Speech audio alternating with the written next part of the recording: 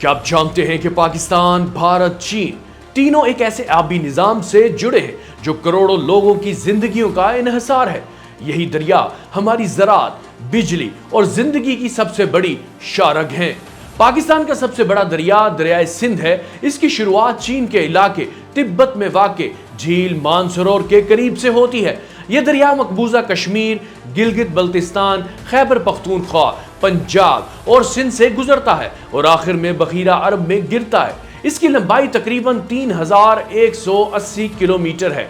भारत से आने वाले 5 दरिया सिंध तास निजाम का हिस्सा हैं। सतलुज, ब्यास, रावी, जेहलम, चनाब, ये पांचों दरिया पंजाब के मैदानों को सरसब्ज करते हैं और फिर पंजनद के मकाम पर इकट्ठे होकर दरियाए सिंध में शामिल हो जाते हैं। दरियाए सतलुज भारत में दरियाए ब्यास से मिलता है और पाकिस्तान में दाखिल होकर हेड सलमान की और हेड इस्लाम से गुजरता है। दरियाए रावी भारतीय पंजाब से निकलकर शाहदरा और बल्लोकी के रास्ते दरियाए चनाब में जा मिलता है। दरियाए जेहलम आजाद कश्मीर से आकर मंगला डैम और तरीमू के रास्ते चनाब में शामिल होता है। दरियाए चनाब भारतीय अखनौर से निकलकर पाकिस्तान में हेड मराला के रास्ते दाखिल होता है और पंजनद पर दीगर दरियाओं से जा मिलता है। पंजाब का मतलब ही 5 पानी है।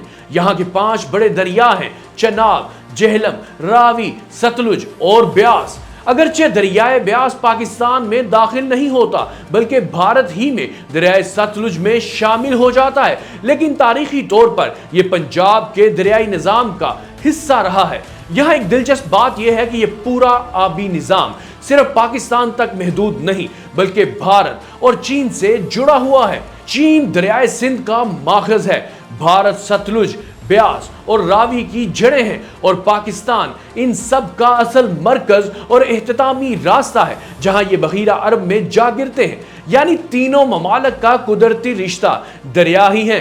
पाकिस्तान की 70% ज़राअत इन्हीं दरियाओं के पानी पर इन्हिसार करती है। चावल, गंदम, कपास, गन्ना, ये सब इन्हीं दरियाओं के पानी से उगते हैं। इसीलिए दरियाई निजाम को पाकिस्तान की लाइफ लाइन कहा जाता है। अब आते हैं आज के सबसे बड़े सवाल पर, डैम्स की अहमियत क्यों?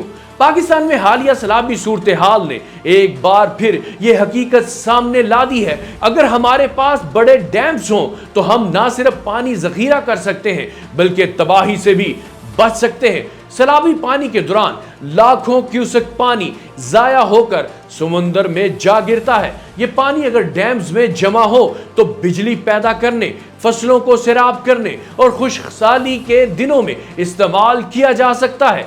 तरबेला और मंगला डैम ने पाकिस्तान को बिजली और ज़राअत में सहारा दिया, लेकिन अब वक्त है कि द्यामर, भाषा, महमंद और दीगर नए डैम्स जल्द मुकम्मल किए जाएं। माहिरीन के मुताबिक सिर्फ एक बड़ा डैम पाकिस्तान को सालाना अरबों रुपए की बचत और लाखों एकड़ जमीन की सैराबी दे सकता है। तो दोस्तों, पाकिस्तान के दरिया सिर्फ पानी की नहरें नहीं बल्कि हमारी बका की जमानत हैं। ये वक्त है कि हम दरियाओं और डैम्स की अहमियत को समझें ताकि आने वाली नस्लों को पानी की कमी और सैलाब की तबाही से बचाया जा सके।